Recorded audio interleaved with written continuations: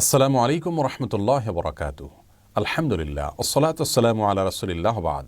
সুপ্রিয় দর্শক শ্রোতা ভাই বোন, রমাদান মাসে মা বোনদের অনেক সময় মাসিক আরম্ভ হয়ে যায়, যার কারণে তারা সালাত সিয়াম সহ এই সমস্ত ইবাদতগুলো তারা পালন করতে পারেন না, কারণ মাসিক অবস্থায় নামাজ পড়া রোজা রাখা নিষিদ্ধ। তখন একজন মা বোন রমাদানের ইবাদত বন্দেগীর মাধ্যমে কিভাবে তিনি রমাদানকে সার্থক করতে পারেন, আজ আমরা সে বিষয়ে কথা বলবো ইনশাআল্লাহ। এমনকি লাইলাতুল কদরে যদি কোনো মেয়ে মানুষের মাসিক থাকে, তো মাসিক অবস্থায়ও তিনি কিভাবে কদরের রাতে ইবাদত গুজার বান্দাদের কাতারে শামিল হতে পারেন, আজ আমরা সে বিষয়ে কথা বলবো ইনশাআল্লাহ তাআলা। রমাদান মাসে হঠাৎ করে মাসিক আরম্ভ হয়ে গেলে অনেক মা বোন কান্নাকাটি করেন, মন খারাপ করেন, তাদের কষ্ট লাগে।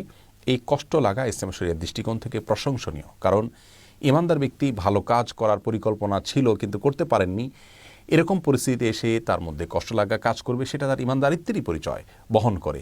তিরমিজি বর্ণিত হাদিসে এমনটি বলেছেন নবী সাল্লাল্লাহু আলাইহি ওয়াসাল্লাম। তিনি ইরশাদ করেছেন, মান সাররাতহু হাসানাতুহু ওয়া সাআতহু সাইয়্যাতুহু ফাহুয়াল মুমিন। যে ব্যক্তির ভালো কাজ তাকে আনন্দ দেয় আর তার মন্দ কাজ হয়ে গেলে, ভুল কিছু হয়ে গেলে পরবর্তীতে তার কষ্ট লাগা কাজ করে, এই ব্যক্তি তো ইমানদার। এটাই ইমানদারিত্বের পরিচয়। আম্মাজান আয়েশা রাদিয়াল্লাহু তাআলা আনহা নবী করিম সাল্লাল্লাহু আলাইহি ওয়াসাল্লামের সাথে যখন হজে ছিলেন, হঠাৎ তার মাসিক আরম্ভ হয়ে গেল, অথচ তখন হজের যে ফরজ তওয়াফ সেটি বাদ ছিল আর মাসিক অবস্থায় তওয়াফ করা যায় না, তখন তিনি কান্নাকাটি করা শুরু করলেন। নবী করিম সাল্লাল্লাহু আলাইহি সাল্লাম তাকে সান্ত্বনা দিলেন যে আল্লাহ তাআলা ফয়সালাকে মেনে নেওয়া এটাও একটা ইবাদত, এবং আর বিকল্প তিনি কী কী কাজ করতে পারেন সেগুলো তাকে পরামর্শ দিলেন। অতএব মুসলিম মেয়েদের মধ্যে ইবাদত করতে না পারার কষ্ট এবং দুঃখবোধ তাদের ভিতরে যদি থাকে, জাগ্রত হয়, তাহলে সেটি প্রশংসনীয়, সেটি নিন্দনীয় নয়। তবে সেটি যদি হাউতাসের পর্যায়ে চলে যায়, ভৎসনার পর্যায়ে চলে যায়, তাহলে কিন্তু আবার সেটি গুনাহে পর্যবসিত হতে পারে। সাধারণ দুঃখ লাগা বা কষ্ট লাগা এটা হতেই পারে, বরং ভালো। একজন ঋতুবতী নারী রমাদান মাসে ঋতু অবস্থায়ও যেভাবে তার ওই সময়টাকে তিনি সফল এবং সার্থক সময় হিসাবে কাটাতে পারেন এবং রূপান্তর করতে পারেন, তার জন্য আমরা কয়েকটি পরামর্শ দিতে চাই। প্রথম পরামর্শ হলো, আল্লাহর ফয়সালা মেনে নেওয়া এটা কিন্তু ইবাদতের গুরুত্বপূর্ণ একটি পার্ট, বরং মূল পার্ট বলতে পারি আমরা। ইবাদতের মূল কনসেপ্টটাই হলো আল্লাহ রাব্বুল আলামিনের সমস্ত আদেশ নিষেধ, আল্লাহর সমস্ত সিদ্ধান্তগুলোকে মেনে নেওয়া। অতএব আপনাকে আল্লাহ রাব্বুল আলামিন মাসিক দিয়েছেন, অসুস্থতা দিয়েছেন, শারীরিক দুর্বলতা দিয়েছেন, আল্লাহর এই ফয়সালাকে যদি আপনি হাসি মুখে বরণ করে নেন, তাহলে এটা কিন্তু একটা বড় ধরনের ইবাদত হয়ে যাচ্ছে। বিধায় সেটিকে আমাদের মাথায় রাখতে হবে, এবং সেই সাথে এও মনে রাখতে হবে যে নবী সাল্লাল্লাহু আলাইহি ওয়াসাল্লাম ইরশাদ করেছেন, কোনো ব্যক্তি যদি সুস্থ অবস্থায় কোনো ইবাদত করে থাকে, হঠাৎ তিনি অসুস্থ হয়ে যান, যেটা তার হাতে নয়, এমন কিছু সমস্যা চলে আসে, তখন সুস্থ স্বাভাবিক অবস্থায় তিনি যে ইবাদতবন্দি করতেন, অসুস্থ এবং অস্বাভাবিক পরিস্থিতিতে পড়ার কারণে যে ইবাদত করতে পারছেন না, আল্লাহ তাআলা তাকে স্বাভাবিক অবস্থায় যে ইবাদত করতেন সেরকম সওয়াব দান করবেন। অতএব মন খারাপ করবার মতো বিষয় নয়, এবং অস্থির হয়ে ব্যাকুল হওয়ার বা ভৎসনা করার মতো বিষয় নয়, বরং সবর করতে হবে, আল্লাহর ফয়সালাকে মেনে নিতে হবে। দ্বিতীয় পরামর্শ হলো, নবী আলাইহিস সালাম বলেছেন, মান হাম্মা বিহাসানাতিন ফালাম ইয়ামালহা। যে ব্যক্তি কোনো ভালো কাজ করার প্রতিজ্ঞা করেছে, প্ল্যান করেছে, কিন্তু করতে পারল না, ফালাহু বিহা হাসানা, তাহলে সে যে ভালো নিয়ত করেছিল এই জন্য তিনি কিন্তু সওয়াব পেয়ে যাবেন। অতএব মা বোনরা ইবাদত বন্দেগীর প্ল্যান আগে থেকে করে থাকলে ইনশাআল্লাহ সে অনুযায়ী তারা সওয়াব পাবেন, মন খারাপ করার কোনো কিছু নেই।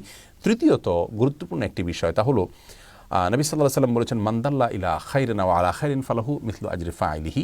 যে ব্যক্তি কোনো ভালো কাজের পথ দেখাবে, সে ব্যক্তি ভালো কাজ সম্পাদনকারী ব্যক্তিদের সমপরিমাণ সওয়াব পাবেন। মা বোনদেরকে আমরা বলবো যে আপনি নামাজ পড়তে পারছেন না, রোজা রাখতে পারছেন না, কিন্তু পুরুষদের রোজা রাখতে আপনি হেল্প করছেন, তাদের সাহর ইফতারের ব্যবস্থা করছেন, আপনি তাদেরকে সাহরি খেতে ডেকে দিচ্ছেন, রোজা রাখার জন্য সন্তানদেরকে উদ্বুদ্ধ করছেন, নামাজের জন্য তাদেরকে ডেকে দিচ্ছেন, জামাতে শামিল হওয়ার জন্য তাদেরকে সাহায্য করছেন, সময় অনুযায়ী তাদেরকে স্মরণ করিয়ে দিচ্ছেন। এই যে বিষয়গুলো, এগুলোর মাধ্যমে কিন্তু আপনি তাদের সমপরিমাণ সওয়াব হুবহু আপনি লাভ করতে পারেন।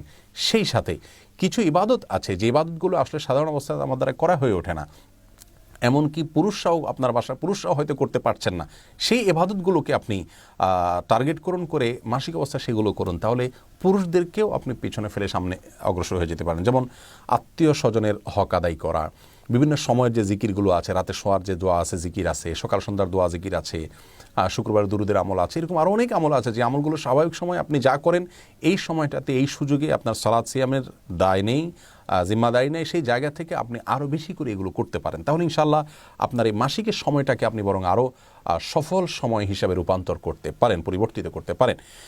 যে কোনো দোয়া দুরুদ, জিকির আসকার, তাসবিহ তাহলিল, ইসলামিক বই পুস্তক পড়া, ইসলামিক নলেজ অর্জন করা, এগুলো করা যেতে পারে। কোরআন কারীমের তেলাওয়াত শুনতে পারেন আপনি। তেলাওয়াত করা যাবে কিনা এটা নিয়ে মতপার্থক্য আছে। জমহুর বা বেশিরভাগ ওলামা ইকরাম বলেছেন করা যাবে না, অনেক ওলামা ইকরাম ইবনে তাইমিয়া রাহিমাহুল্লাহ সহ অনেকে বলেছেন করা যাবে। তো কোরআন তেলাওয়াত আপনি না করলেও কোরআন তেলাওয়াত শুনতে পারছেন, অন্যের তেলাওয়াত শুনলে সম্পূর্ণ সওয়াব পাচ্ছেন।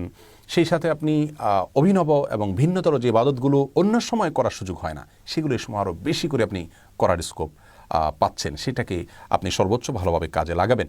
অনেক মা বোন মাসিক বন্ধ হওয়ার ঔষধ নিয়ে মাসিক বন্ধ করেন যাতে বাদবন্দি করতে পারেন। এটি জায়েজ আছে কিনা? এটার উত্তর হলো যে যদি এতে শারীরিক কোনো ক্ষতির দিক না থাকে এবং কোনো প্রকার পার্শ্ব প্রতিক্রিয়া না থাকে তাহলে এটি জায়েজ আছে, তিনি এভাবে ইবাদত করতে পারেন। তবে স্বাভাবিক অবস্থার উপরে ছেড়ে দিতে পারলে সেটা উত্তম হয়। মনে রাখবেন, নিজের মনের খেদ মেটানোটা ইবাদত নয়, আল্লাহর ফায়সালাকে মেনে নেওয়াটা কিন্তু হলো ইবাদতের মূল বিষয়। অতএব ঔষধ সেবন করে আপনি মাসিক বন্ধ করতে পারেন যদি শারীরিক কোনো ক্ষতির সম্ভাবনা না থাকে, কোনো পার্শ্ব প্রতিক্রিয়া না থাকে। আর যদি পার্শ্ব প্রতিক্রিয়া থাকে তাহলে এমনটি করা জায়েজ হবে না। আল্লাহ তাআলা আমাদের সকলকে ইবাদত বন্দেগীতে প্রতিযোগিতামূলকভাবে অগ্রসর হওয়ার তৌফিক দান করুন। আসসালামু আলাইকুম ওয়া রাহমাতুল্লাহ।